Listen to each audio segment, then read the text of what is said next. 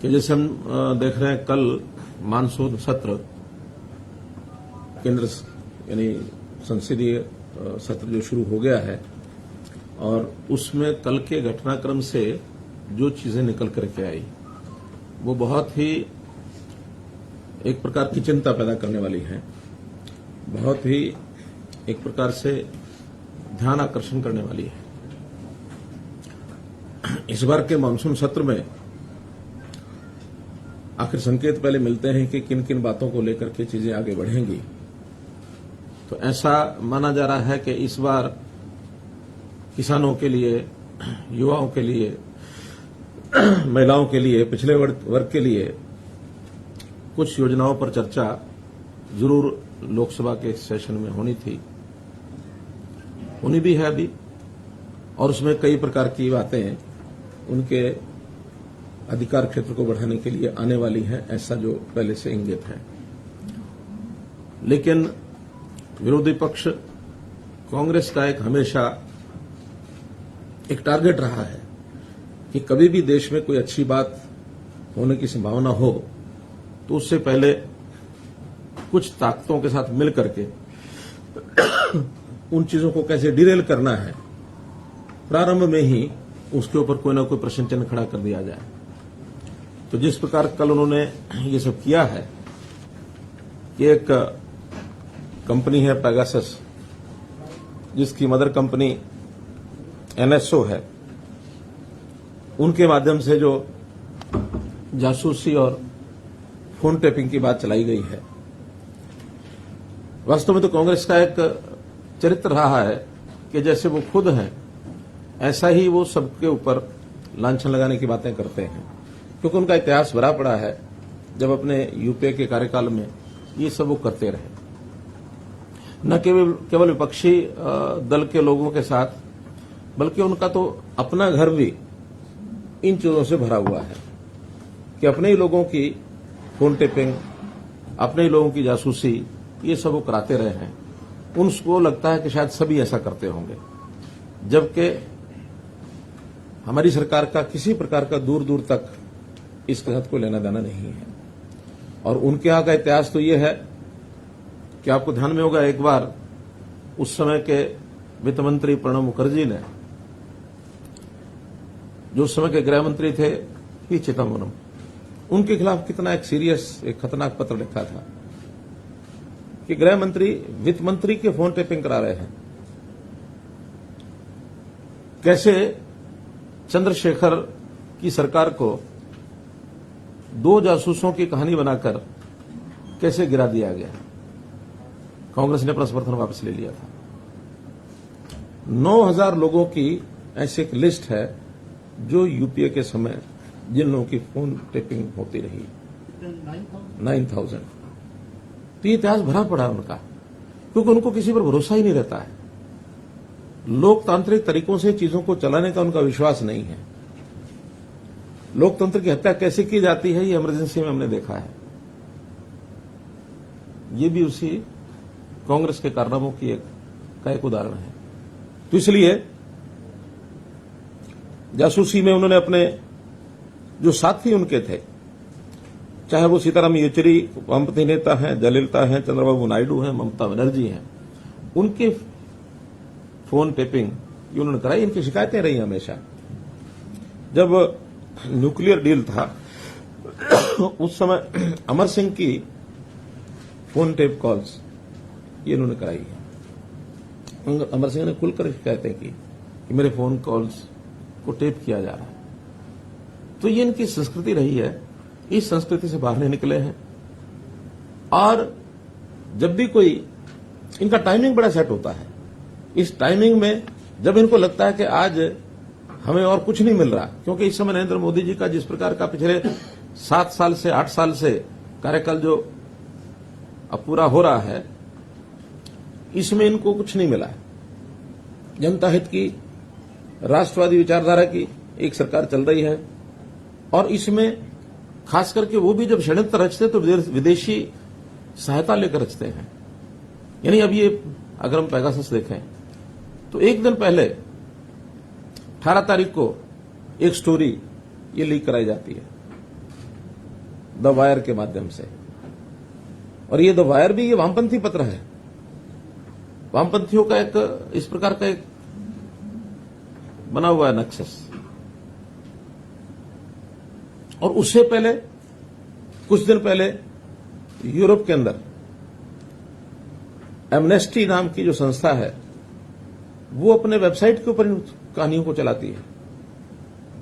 Amnesty ने वहां से छापा, यहां वायर ने पकड़ लिया और वायर ने उठा करके ये विषय उड़ा दिया कि यहां तो पता नहीं कितने लोगों की सारी फोन टैपिंग हो रही है और उनके मंसूबे जो किए जा रहे हैं। हमको क्या जरूरत है इनके फोन टैपिंग करने की, क्योंकि तो बिना फोन टैपिंग ही जनता में जो बोल देते हैं वही इतना हास्यास्पद होता है कि उसी का जो इनको खामियाजा भुगतना पड़ता है। तो हमको इनके अंदर की बातें ज्यादा निकालने की जरूरत होती नहीं है, ये बहुत कुछ वैसे ही बोल जाते हैं। और इस सारी स्टोरी की सत्यता तो, ऑथेंटिसिटी तो हम इस बात से दान कर सकते हैं, ये एमनेस्टी संस्था ये इंटरनेशनल है। तो इंटरनेशनल संस्था की अपने जो उनके जिसको कहना चाहिए उनकी अपनी विश्वसनीयता, उसके ऊपर प्रश्न चिन्ह है। एमनेस्टी जब ये भारत में आकर के काम करने लगी तो इनसे पूछा गया कि आप ये सब काम करते हैं, आपने सोर्स ऑफ फंडिंग ये बताओ। तो इन्होंने सोर्स ऑफ फंडिंग बताने के बजाय ये कह करके कि भारत में काम करना बड़ा मुश्किल है, यहां से बिस्तर बोरी लग जाओ, और ये एमनेस्टी बिस्तर बोरिया बांध के चली गई। तो जो संस्था अपने सोर्स ऑफ फंडिंग नहीं बता सकती उसकी कहानी के ऊपर विश्वास कैसे किया जा सकता है? इसका मतलब कहीं ना कहीं इनके सबके तार ऐसी संस्थाओं से जुड़े हैं जो भारत देश की इमेज को खराब करना चाहते हैं। कांग्रेस के ऊपर मेरा सीधा आरोप है, कोई ऐसी बात हमारे खिलाफ कहें, नरेंद्र मोदी जी के खिलाफ कहें या केंद्र सरकार के खिलाफ कहें, जिसका कम से कम देश की जो हमारी संप्रभुता है, देश का जो हमारा मान सम्मान है, उसका तो ध्यान रखें। कोई अपने देश के अंदर की कोई बातें कह करके अगर कोई आलोचना होती है तो हम सहन भी करते हैं, कोई दिक्कत नहीं है। लेकिन जिन बातों को लेकर के हमारे देश की इमेज विदेशों में घटती है, ऐसी चीजों से इनको सावधान रहना चाहिए। इस प्रकार के खेल ना खेलें, वरना देश का अहित होगा, हमारे बारे में विश्वसनीयता ये घटेगी। आज देश दुनिया में किसी एक लेवल पर पहुंचा है, वो मोदी जी की नीतियों के कारण से, एनडीए की नीतियों के कारण से हम लोग कहीं पहुंचे हैं। लेकिन उसको धरातल पर न उतरने देने के लिए, उसको बदनाम करने के लिए जिस प्रकार की कहानियां ये बनाते हैं, तो इन कहानियों को जैसा ये कर रहे हैं इसकी मैं निंदा करता हूं। और कुल मिलाकर के देश की जनता इन बातों को ध्यान रखेगी कि ऐसे किसी विदेशी संस्था के साथ कांग्रेस जो षड्यंत्र करके जिस प्रकार का ये फोन टैपिंग कंट्रोवर्सी को इन्होंने उछाला है, ये सिस्टमेटिक तरीके से भारत की प्रतिष्ठा को चोट पहुंचाने का ये काम है। इसकी निंदा हम सब करते हैं। इतनी ही बात आज की इस प्रेस कॉन्फ्रेंस में मुझे आपके सामने रखनी थी। जो आप ये जिनका बता रहे हैं, ये आपके पास आधिकारिक सूचना भारत सरकार से आई है, जैसे क्योंकि एक इंटरनेशनल और नेशनल इशू चल रहा है, तो आपके पास, हमारे पास आपका जो सूचना है, जिस अधिकार से आप कह रहे हैं कि ये सब षड्यंत्र रच रहे हैं, ये पॉलिटिकल स्टेटमेंट भी चीफ मिनिस्टर का आधिकारिक बयान भी हो सकता है, तो इसका आधार क्या है? ये आधिकारिक बयान है। जब से कल ये सारा लोकसभा विषय उठा है, मैं इसके ऊपर 10 घंटे लगातार मैंने लगाए हैं। मेरी जानकारियां ऑथेंटिक जानकारियां हैं, ये सरकार की एजेंसियों के माध्यम से भी जानकारियां हैं, ये वेबसाइट के माध्यम से भी जानकारियां हैं, ये मीडिया के माध्यम से भी जानकारियां हैं। सभी सोर्सेज से जानकारियों के आधार पर मैं कह रहा हूं, क्योंकि जब एमनेस्टी इंटरनेशनल भारत में आया, उनसे भारत सरकार ने पूछा कि आपके सोर्स ऑफ फंडिंग क्या है, उन्होंने बताया नहीं, बल्कि अपना बिस्तर बोरी लाद करके चले गए। ये तो फैक्ट है। इस फैक्ट के अंदर मुझे कोई अनुमान नहीं लगाना है। कांग्रेस का जो इतिहास है पिछला, वो सारा फैक्ट है। चंद्रशेखर सरकार गिरी कि नहीं गिरी? 2 जासूसों के जासूसी के कारण से। गिरी ना। हरियाणा पुलिस के जासूसों के ऊपर ये ब्लेम लगाया गया क्योंकि कांग्रेस को समर्थन वापस लेना था। आखिर प्राइम मिनिस्टर के घर के बाहर 2 सीआईडी वाले मिल जाएंगे तो इसे सरकार गिरती है क्या? सीआईडी वालों के अपने काम है, करते हैं। अब मेरे बगल में सीआईडी चीफ बैठे हैं तो इसका क्या, मैं ये क्या कहूं कि भी ये सब सीआईडी करने आए हैं यहाँ? इनको आपके आप साथ में लेकर कोई मकसद तो है? मकसद तो यह है कि इनकी जानकारियां बहुत ज्यादा हैं। इनकी जानकारियां, सीआईडी का काम होता है जानकारियां रखना, और जानकारियां मैंने इनसे भी ली हैं। ये भी पहले आईबी में थे। यही मैं जानना चाह रहा था जी। नहीं, उसमें मुझे आपत्ति नहीं है बताने में। जो फैक्ट्स हैं वो फैक्ट्स हैं, और ये सारी जानकारियां हम सामान्य व्यक्तियों की बजाय जो प्रोफेशनल इंस्टीट्यूशंस हैं वो ज्यादा जानकारी रखते हैं, हमसे ज्यादा रखते हैं। इनका काम है ये। आपने कहा कि 10 घंटे अध्ययन किया, तो उसमें नाम आया तो कुछ आपकी पार्टी के नेताओं के भी नाम है, तो देखिए इस तरह के आरोपों का क्या है? विपक्ष की जासूसी कराया। देखिए ये जो एजेंसियां होती हैं जो इस प्रकार के खुफिया तंत्र के सॉफ्टवेयर बनाती हैं, उन्होंने एक सॉफ्टवेयर बनाया हुआ है। वो सॉफ्टवेयर दुनिया को बेचते हैं। किसको बेचते हैं, किसको नहीं बेचते हैं, उनका अपना इंटरनल मामला, कौन खरीदता है कौन नहीं खरीदता, ये खरीदने वाला का मामला है। क्या उनका हेतु होता है, ये उनका मामला है। लेकिन उसके अंदर बहुत से जो उनका डाटा बनता है टेलीफोन नंबर्स का, पता नहीं, हो सकता मेरा भी टेलीफोन नंबर उसमें हो, आप लोगों का भी किसी में हो। तो डाटाबेस जो होता है फोन नंबर्स का, वो जो 50,000 फोन नंबर्स जो रिलीज किए गए हैं, वो उनके हो सकता है टारगेट रहे हों, लेकिन वो टारगेट किसने बनाया और कौन सी कंपनी ने कहां से जाके लिए, और वो सारे कोई उनके ऊपर कोई स्पाईवेयर काम किया कि नहीं किया, ये कहीं कोई प्रमाण नहीं है। मेरा फोन भी है, मैं भी सावधानी से ही अपनी बात करूंगा, क्योंकि हो सकता है मेरे फोन भी कहीं ना कहीं किसी ने लगा रखा हो।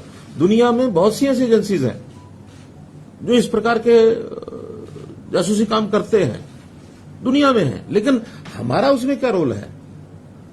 हम तो हो सकता है स्वयं उसमें फंसते हो, लेकिन हमारा इसमें रोल नहीं है। अगर कोई जासूसी कंपनी ने कोई 50,000 नंबर आउट किए हैं तो ये वो कंपनी अपने रिसर्च सेंटर में बताएगी कि क्या है क्या नहीं है। ये शोर तो यही मच रहा है सर कि ये जो पेगासस का सॉफ्टवेयर है वो केवल सरकार को ही बेचते हैं, प्राइवेट नहीं, प्राइवेट एजेंसियां भी लेती हैं उनसे। हाँ, वो भी लेती हैं। अब ये हो सकता है कि प्राइवेट एजेंसियां उनसे प्राइवेट तरीके से लेती हों, डिक्लेयर ना करती हों, क्योंकि बनाने वाली जब एजेंसी प्राइवेट है, ये कौन सी सरकारी है? नहीं, हमारे पास इसकी कोई जानकारी नहीं है। लेकिन अगर किसी के नंबर किसी प्राइवेट एजेंसी ने ले रखे होंगे और हमारे पास कोई शिकायत आएगी तो हम ढूंढ जरूर देंगे। हमारे पास कोई शिकायत आए तो हमारे पास इतने सिस्टम हैं कि उसको ढूंढ जरूर देंगे। सर, मोर्टेपिंग का मामला है, इसको कांग्रेस से छूट दे रही है, इसकी वजह आप यही मानते हैं कि जो तमाम मुद्दे हैं जो लोकसभा के सदन की कार्रवाई के दौरान सामने आने जैसे किसानों की बात है, युवाओं की जो आपने कहा, तो यही कारण है उनको कैसे ओवरशैडो किया जाए, उनके ऊपर कैसे एक ऐसा मुद्दा डाल दिया जाए जिसके अंदर चर्चा चलती रहे और बाकी सारे विषय गौण हो जाए। मुख्यमंत्री जी, दुनिया के 17 मीडिया ऑर्गेनाइजेशन ने मिलकर ये पेगासस प्रोजेक्ट पर काम किया है, क्या आपका मानना है कि ये सारे वामपंथी विचारधारा से जुड़े हुए हैं? उसमें वायर एक है, हाँ, वायर एक है। तो वायर वामपंथी है, आप सिद्ध कर लीजिए। वाशिंगटन पोस्ट, द गार्जियन, सब ऐसी ऐसी संस्थाओं से जुड़े हुए हैं जिन संस्थाओं का किसी देश के साथ कोई लगाव नहीं है। ये सब अपने अपने तरीके से ये काम करने वाली संस्थाएं हैं। ये कोई देशभक्ति या देश के प्रति प्यार रखने वाली संस्थाएं नहीं है। सवाल ये है कि लोकसभा से पहले क्यों आते हैं?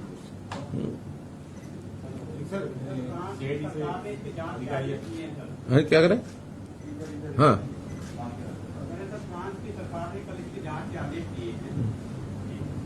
सरकार ने, फ्रांस की सरकार ने तो करे ना, फ्रांस की सरकार जांच करे और जांच के तथ्य जो सामने आएंगे उसके बारे में अपनी टिप्पणी करेंगे कि हाँ सरकार ने किस मंसूबे से की है। क्योंकि कोई दूसरा देश किसी दूसरे देश के बारे में कोई बात टिप्पणी करता है और कोई जांच कराता है, उसका भी अपना कोई मंसूबा हो सकता है।